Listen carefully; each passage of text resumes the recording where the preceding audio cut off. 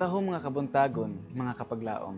Nining adlaw adlong Lunes, atong hisgutan ining adlaw maong atong morning devotional nga naguluhan.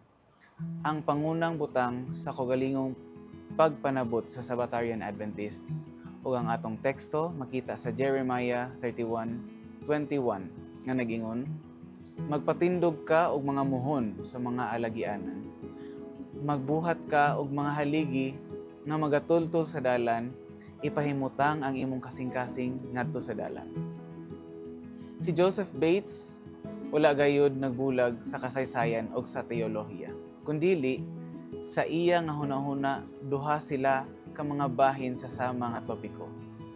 Kana nga pagkahiusa nagpakita diha sa mga titulo sa kadaghanan sa iya nga mga libro, lakip ang duha ka mga edisyon sa The Seventh-day Sabbath, A Perpetual Sign 1846-1847 nga may subtitulo nga From the Beginning to the Entering into the Gates of the Holy City, According to the Commandment.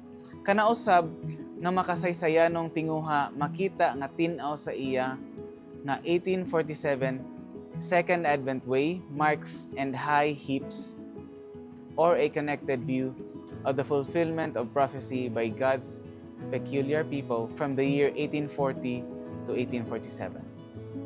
Alang kang Bates, ang Sabbatarian Adventism mao ang usa ka pundok ug usa ka mensahe nga gitapot sa matagnaong kasaysayan.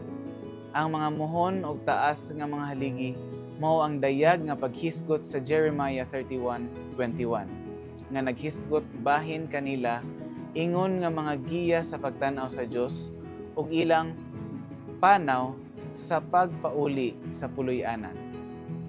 Balik ngadto sa Enero 1. Atong nakita sa atong unang pagbasa sa Josue 4:20-22 kung giunsa ni Jehova paggamit sa usa ka pundok nga mga bato sa handumanan sa pagtabang sa iyang katawhan sa dili paghikalimot kung giunsa niya paggiya kanila kaniadto.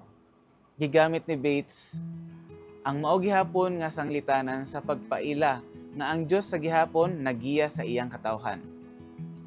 Naghinam-hinam si James White bahin sa sinulat ni Bates nga Second Advent Way, Marks and High Heaps. Iya nga gipadayag kini ngadto sa usa ka higala paglabay sa usa ka bulan human sa pagpatik niini sa pagsulti nga si Igsoong Bates nagsulat og usa ka libro bahin sa atong miaging kasinatian. Tulo ka bulan sa ulihi nagsulat si James White nga ang sinulat ni Bates bahin sa ipapahulay sa Ginoo ug sa atong kasinatian kaniadto bililhon kaayo alang kanato niini nga panahon sa pagsulay. Mipadayon siya sa pagpasalamat sa Dios sa paghatag og katakos sa atong Igsoong Bates sa pagkaagi nga iyang napahiuyon ang atong kasinatian kaniadto sa Biblia ug usab tin-aw kaayo sa pagpanalipod sa pangutana bahin sa igpapahulay.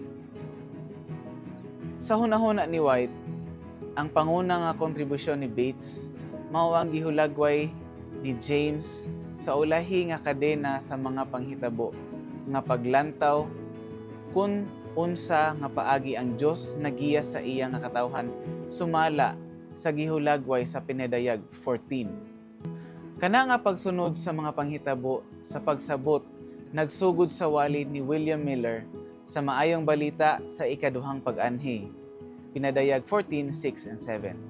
Nagpadayon sa kang Charles Fitch sa pagpalanog sa balita nga ang Babylonia nahulog ug naghinapos sa pagwali sa Pinadayag 14:12.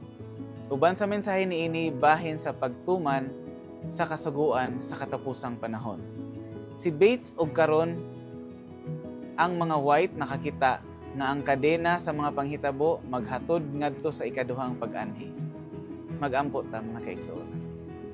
Amang dulaygong Dios, daghang salamat sa pagpadala sa imong anak nga si Ginoong Hesukristo diri sa kalibutan. Isip amo ang giya.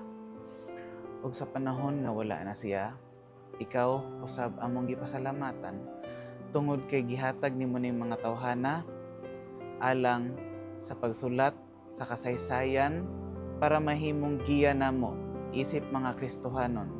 Tabangi mi Ginoo nga kini ang masantop sa tagsa-tagsa namo kauna-una nga amo kining pagadadon nga kinasing-kasing nga mapasa kini sa mga sumusunod nga henerasyon hangtod sa imuhang ikaduhang pagbalik. Daghang salamat sa tanang panalangin. Daghang salamat sa pagdungog ug pagtubag sa among pag-ampo sa ngalan ni Jesus. Amen.